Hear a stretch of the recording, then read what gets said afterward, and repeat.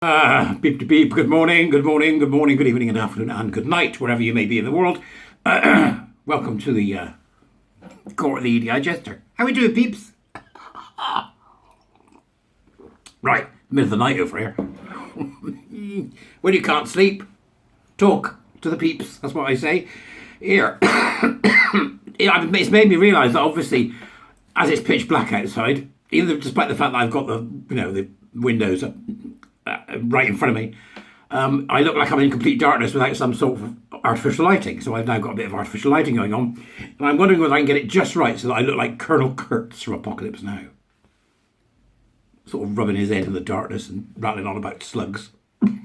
Right, okay, so become a warrior, teacher, buy me a coffee, the usual stuff. If you can help out, please do. It allows me to keep the work going. So, what we got for you today, we're back down under. Down under. Hello, Australia. It's the middle of the day over there. How fantastic. So, maybe you'll catch this when it goes up at whatever time I get it up. I don't know. I've got one from The Guardian. The Guardian Australian.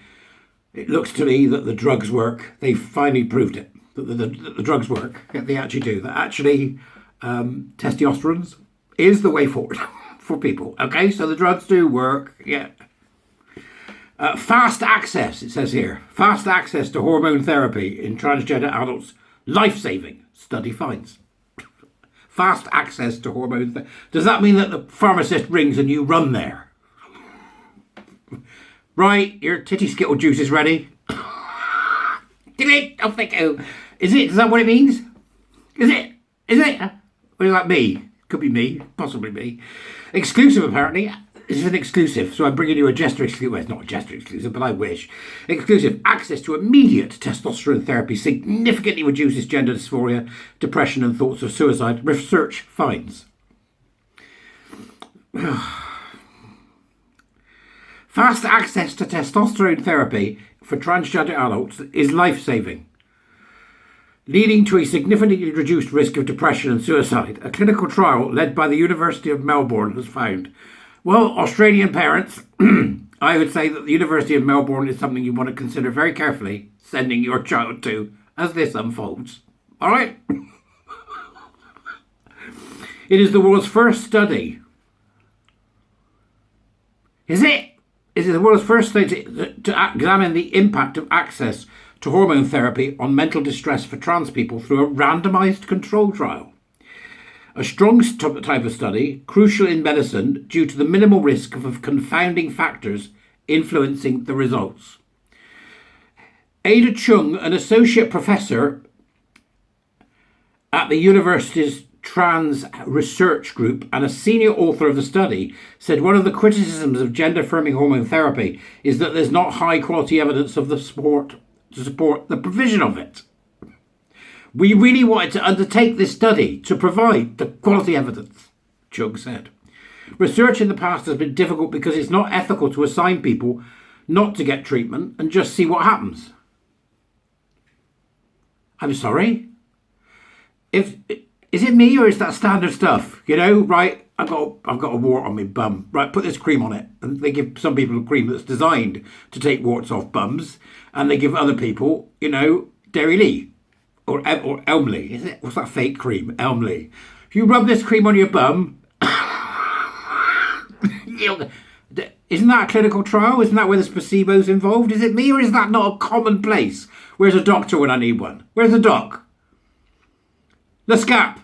Let's ask Lescap. Lescap's a doc. Come on. Is it not true that you have these controlled trials? So is this person actually saying that controls... I'm not... You have a look and let me know what you think. See the doobers as usual, but there's something amiss there, isn't there? It is not ethical to assign people not to get treatment and just see what happens.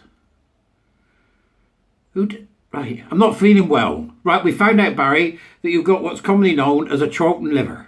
I have a Chiltern liver, believe it or not. I said, what's that? Too much red wine and Stilton. Oh, right, okay. It would be a Moss Side liver if it was too much beer and cigarettes. Okay, right. Now, what we can do is we can give you these tablets which help X, Y, Z, or we could just leave them and see what happens.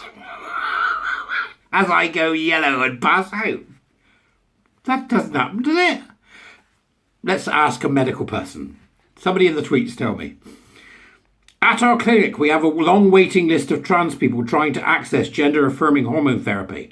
And for our study, we fast-tracked a group of these people to start treatment, while the other people in our study remained on the wait list and so still received the current standard level of care. Right? There were, wait for it, 64 people recruited for the study between November 21 and July 2022. Right? Okay, that's going to tell us a lot, isn't it? That's unreal. In July 2022, and all were asked to fill out a questionnaire before the appointment about their feelings of depression, suicidal thoughts and gender dysphoria before being surveyed again 3 months later. Gender dysphoria is where people feel psychological distress due to the incongruence between their gender identity and sex. No, it's not. It's where they're unwell and they can't get past the fact that they've got a sex body they don't want. Isn't that it, really? You know, they abhor anything to do or that reminds them that they're male or female. It's got nothing to do with gender identity. It was a very silly woman doing this, I think.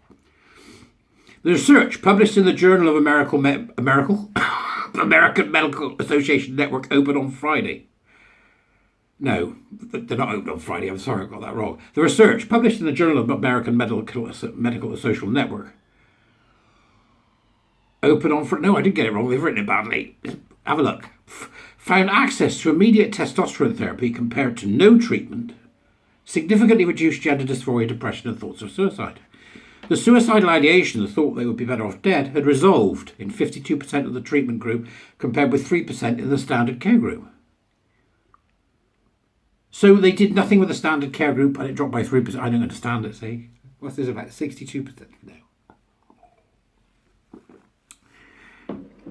Chung said the research highlights the need for more funding for faster access to trans health services.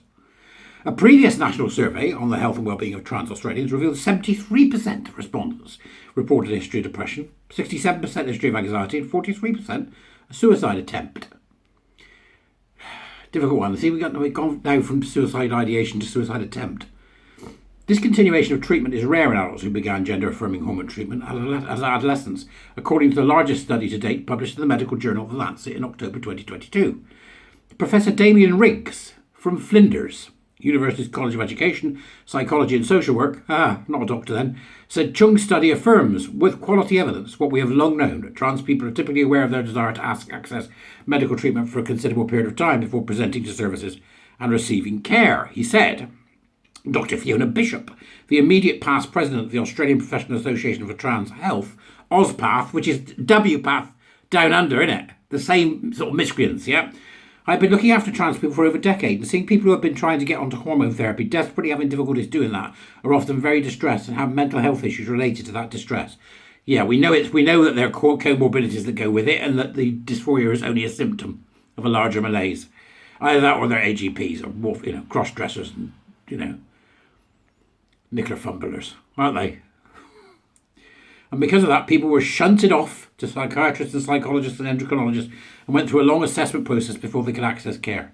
That's slowly changing, and we had OzPath guidelines come out last year, which have made it really clear that GPs can start therapy that doesn't involve sending people off to psychiatrists. But a lot of GPs aren't familiar with those guidelines and still refer to the specialist first, and the waiting list for gender clinics is appalling. It's an activist puff piece, isn't it, folks? Doesn't take too much. So, they gave 67 people who desperately desired something because of a morbid mental illness-driven fixation, and they felt better for 3 months. After 3 months, that's what they did, right? Is it me or is that the same as man, 62, from Wales, who thinks he's Scandi, improves dramatically in mental health in 3 months when followed by 4,500 people as he walked to Rhyl to make salt on the beach? Is it me or is it the same thing? Yeah, man who thought he was John F. Kennedy, ecstatic after being shot in a triangulation. It's the same thing, isn't it? Eh? Is it me? Is it me or is it not? Man who thinks he's Napoleon improves dramatically after scenario and role play involving his ability to say, not tonight to Josephine. I'm sorry, I'm not buying it. I'm not buying it, right? Just because something does something for a short period of time doesn't make that something a good thing, okay? We now know, it's starting to come out, period of time matters, what happens to your body matters. It's firstly do no harm, right? It's not firstly give them what they want and hope nothing happens that's bad. So firstly do no harm, not firstly give them what they want, whether it harms them or not, okay? We know, doesn't matter whether you're a child, a youth or an adult, this stuff damages you. It damages you. And the rate of the suicidality rate post-transition is enormous, right? So this puff piece from The Guardian isn't just wrong, and Dr. Chung and her bunch of, whoever did it, people, aren't just wrong. They're downright dangerous, okay?